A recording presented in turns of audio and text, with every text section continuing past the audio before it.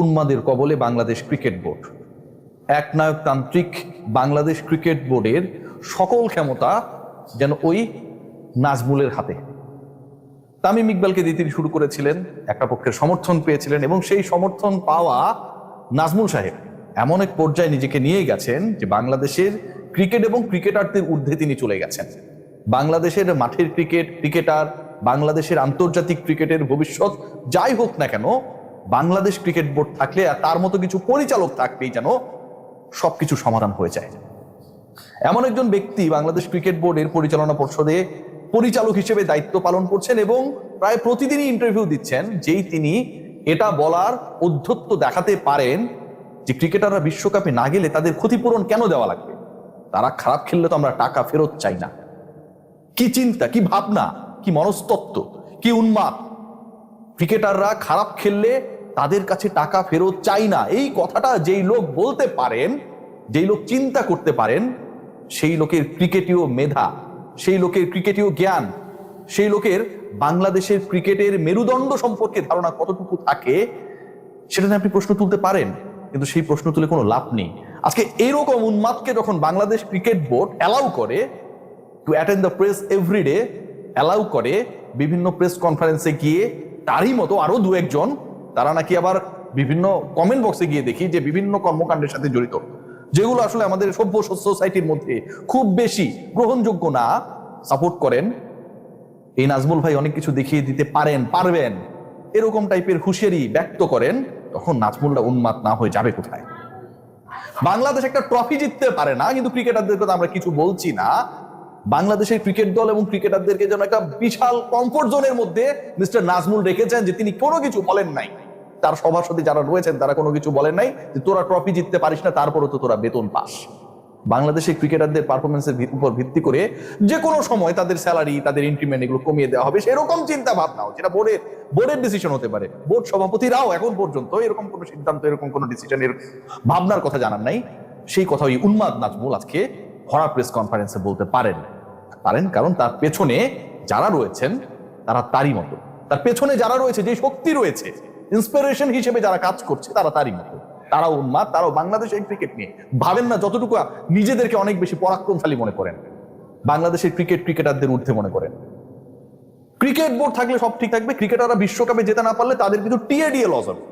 ক্রিকেটারদের বিশ্বকাপে যেতে না পারাটা নাকি শুধুমাত্র তাদের কিছু টিএডিএ লস করা, তারা যে ডেইলি অ্যালাউন্সটা পেতেন, ম্যাচ ফি পেতেন, সেটা লস করা ছাড়া বাংলাদেশের ক্রিকেট দলের আর কোনো লস নেই বিশ্বকাপে যেতে না পারলে।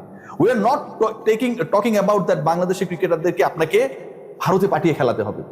ভুলে যান ইন্ডিয়ার কথা, ভুলে যান তারা আমাদেরকে অপমান করেছে, সবকিছু ভুলে গিয়ে আপনি মনে করেন বাংলাদেশের ক্রিকেটাররা শ্রীলঙ্কায় গিয়ে খেলবে। এবং এই সহজ সমীকরণটা যদি নাজমুলের সামনে আপনি দেন, তিনি বলবেন খেললে ভালো, খেললে কিছু শ্রীলঙ্কায় যেহেতু গিয়ে খেলবে, যেহেতু আন্তর্জাতিক ম্যাচ, কিছু টিএডিএ ম্যাচ ফি পাবে, আর না খেললে এটা পাবে না, বিসিবির কোনো লস নাই। বাংলাদেশ ক্রিকেট বোর্ড আজকে এই যে এই লোককে, এই উন্মাদকে এভাবে ক্ষমতা এবং বাক্য প্রয়োগের স্বাধীনতা প্রয়োগ করে, বাংলাদেশ ক্রিকেট বোর্ড যার ক্ষেত্রে কোনো টার্মস অ্যান্ড কন্ডিশনস, কোনো বিহেভ কিভাবে করবে না, বক্তব্য কোথায় কিভাবে দেবে না, সেরকম কোনো ধরনের রেস্ট্রিকশনস আনতে ব্যর্থ হয়, সেই বাংলাদেশ ক্রিকেট বোর্ড আজকে বাংলাদেশ ক্রিকেট বোর্ডে দেশের সবচেয়ে ধনী ক্রীড়া ফেডারেশনে পরিণত হয়েছে বাংলাদেশের ক্রিকেটারদের শ্রমে, খামে, মেধায়, দক্ষতায়। 1300-1400 কোটি টাকার যে হিসাবটা আসে, এই টাকাটা কোথা থেকে আসে বলেন? এই 1400 কোটি টাকা তো নেপাল ক্রিকেট বোর্ডের নেই, কেনিয়া ক্রিকেট বোর্ড নষ্ট হয়ে গেছে, ধ্বংস হয়ে গেছে, জিম্বাবুয়ে নেই, ওয়েস্ট ইন্ডিজের মতো বিশ্ব চ্যাম্পিয়নদের নেই, বাংলাদেশের কেন আছে? কারণ বাংলাদেশের ক্রিকেটারদের জন্য ক্রিকেট বোর্ডের এন্ডোর্সমেন্ট আসে। বাংলাদেশের ক্রিকেটাররা খেলে পারফরমেন্সের উপর ভিত্তি করে, সেই খেলার ফর্মের উপর ভিত্তি করে, র্যাঙ্কিং এর উপর ভিত্তি করে আইসিসি বাংলাদেশের সাথে রেভিনিউ শেয়ার করে।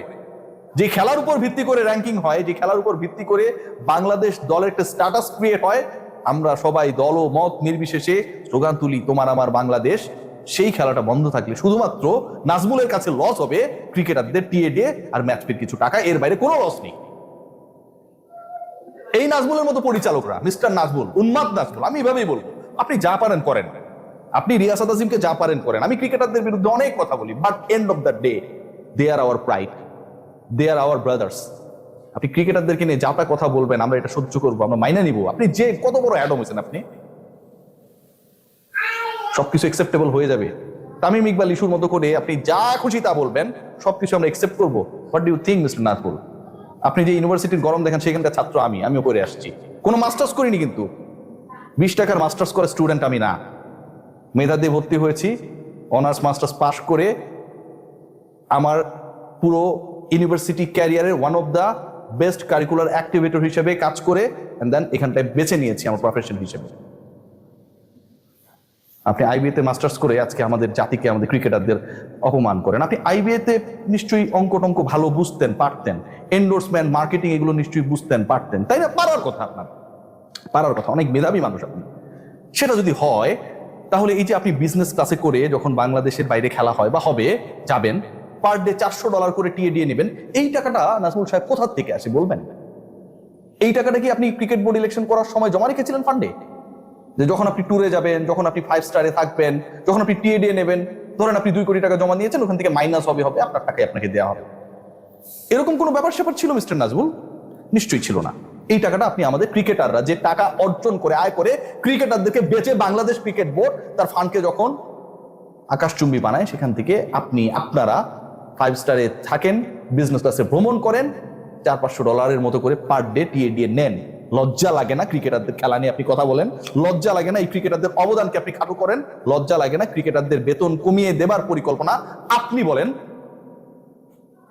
1300-1400 কোটি টাকার এই গরমে বাংলাদেশ ক্রিকেট বোর্ড আজকে কাবাডি ফেডারেশন না, কারণ এই জায়গাটায় পারফরমেন্স এবং টাকা রয়েছে। বাংলাদেশের সকল ক্রিকেটারকে ডিলিট করে দিলাম, বাংলাদেশ কোনো ক্রিকেটার কোনো খেলা খেলবে না। নাজমুল সাহেব, আপনার কি সুন্দর চেহারাখানা দেখে গ্রামীণ ফোন, রবি, ওয়ালটন, বসুন্ধরা সিমেন্ট স্পন্সর করবে বাংলাদেশ ক্রিকেট বোর্ডকে? যে নাজমুল সাহেব আছে, বাংলাদেশ ক্রিকেট বোর্ডের ডাইরেক্টরদেরকে বিভিন্ন জায়গায় যেতে হবে, বিমানে যেতে হবে, 5 স্টারে থাকতে হবে, টিএডি দিতে হবে, ওকে লেটস কাম গাইস, আপনার সিএসআর এর টাকা পয়সা দিয়ে দেন বিসিবিকে। নাকি বাংলাদেশ যখন পারফরমেন্স করে, বাংলাদেশে যখন সাকিব আল হাসান, তামিম ইকবাল, মুশফিক, মাশরাফি, মাহমুদুল্লাহদের মতো স্টাররা তৈরি হয়, বাংলাদেশে যখন এমার্জিং স্টার হিসেবে আমরা অসংখ্য ক্রিকেটারকে দেখি, মুস্তাফিজদের দ্বারা যখন ইন্সপায়ার হতে দেখি, ঠিক তখন ওই এন্ডোর্সমেন্টগুলো আসে, বিসিবির কোষাগার ভারী হয়, আপনারা ফুটানি মারতে পারেন। বাংলাদেশের ক্রিকেটারদের যদি ন্যূনতম মানিজ্য থাকে, আপনারা, তোমরা সত্যি সত্যি যদি গাপসি হও, এই লোকটা এই উন্মাদ যে কথাবার্তাগুলো বলেছে, এটা প্রতিবাদ করো, কোনোভাবে অ্যাকসেপ্টেবল না। বাংলাদেশের ক্রিকেটাররা আমাদের প্রাইড, তাদের দিয়েই ক্রিকেট বোর্ড, তাদের দিয়েই নাজমুলদের ঔদ্ধত্য। ক্রিকেট বোর্ডে আসার আগে আপনি কত বড় হ্যাডন ছিলেন, যদি অনেক কিছু হইতেন, 2-4 জায়গায় আপনাকে দেখতাম ভাই। এখানটায় পেয়ে গেছেন, মাইক পেয়ে অমাইক হয়ে গেছেন, যা খুশি তা বলতে পারেন। Life is not that easy, let's see what happen. আর ক্রিকেট বোর্ডে ডাইরেক্টররা কি করে, ওই চেয়ারে বৈশা 7 দিন যদি বাইচা থাকি দেখবেন। রিয়াসাদ আজিম প্রমিস করলে প্রমিস রাখে, give me 7 days, take care.